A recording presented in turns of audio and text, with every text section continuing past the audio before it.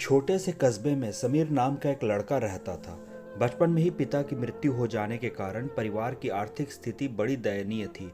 समीर की मां कुछ पढ़ी लिखी जरूर थी, लेकिन उतनी पढ़ाई से नौकरी कहाँ मिलने वाली थी। सो घर घर बर्तन मांज कर और सिलाई बुनाई का काम करके किसी तरह अपने बच्चों को पढ़ा लिखा रही थी। समीर स्वभाव से थोड़ा शर्मीला था और अक्सर चुपचाप बैठा रहता था। एक दिन जब वो स्कूल से लौटा तो उसके हाथ में एक लिफाफा था। उसने माँ को लिफाफा पकड़ाते हुए कहा, माँ, मास्टर साहब ने तुम्हारे लिए ये चिट्ठी भेजी है, जरा देखो तो इसमें क्या लिखा है। माँ ने मन ही मन चिट्ठी पढ़ी और मुस्कुराकर बोली, बेटा, इसमें लिखा है कि आपका बेटा काफ़ी होशियार है। स्कूल के बाकी बच्चों की तुलना में इसका दिमाग बहुत तेज है और हमारे पास इसे पढ़ाने लायक शिक्षक नहीं है, इसलिए कल से आप इसे किसी और स्कूल में भेज दें।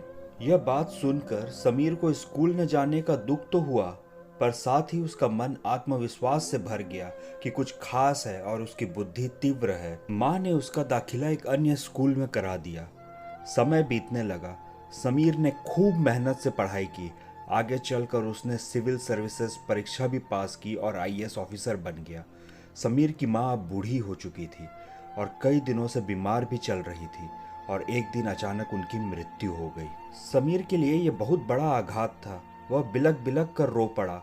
उसे समझ नहीं आ रहा था कि अब अपनी माँ के बिना वो कैसे जिएगा। रोते रोते ही उसने माँ की पुरानी अलमारी खोली और हाथ में उनकी माला, चश्मा और अन्य वस्तुएं लेकर चूमने लगा। उस अलमारी में समीर के पुराने खिलौने और बचपन के कपड़े तक संभाल के रखे हुए थे। समीर एक एक कर सारी चीज़ें निकालने लगा और तभी उसकी नज़र एक पुरानी चिट्ठी पर पड़ी। दरअसल ये वही चिट्ठी थी जो मास्टर साहब ने उसे 18 साल पहले दी थी। नम आंखों से समीर उसे पढ़ने लगा। आदरणीय अभिभावक, आपको बताते हुए हमें अफसोस हो रहा है कि आपका बेटा समीर पढ़ाई में बेहद कमज़ोर है और खेल कूद में भी भाग नहीं लेता है।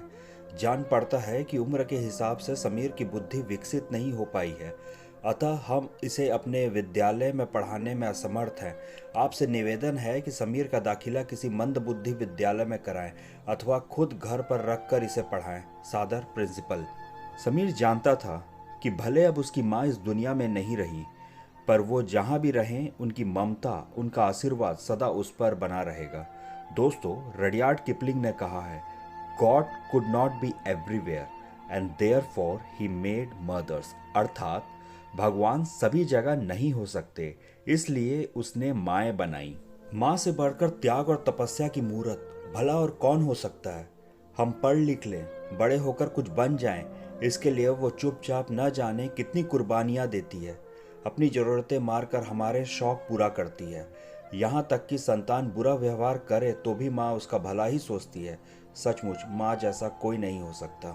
तो दोस्तों, ये कहानी आपको कैसे लगी कमेंट करके ज़रूर बताएं। अगर वीडियो अच्छा लगा हो तो वीडियो को लाइक करें, चैनल को सब्सक्राइब करें और अपने सारे दोस्तों के साथ शेयर करें। मिलते हैं अगले वीडियो में जल्द ही।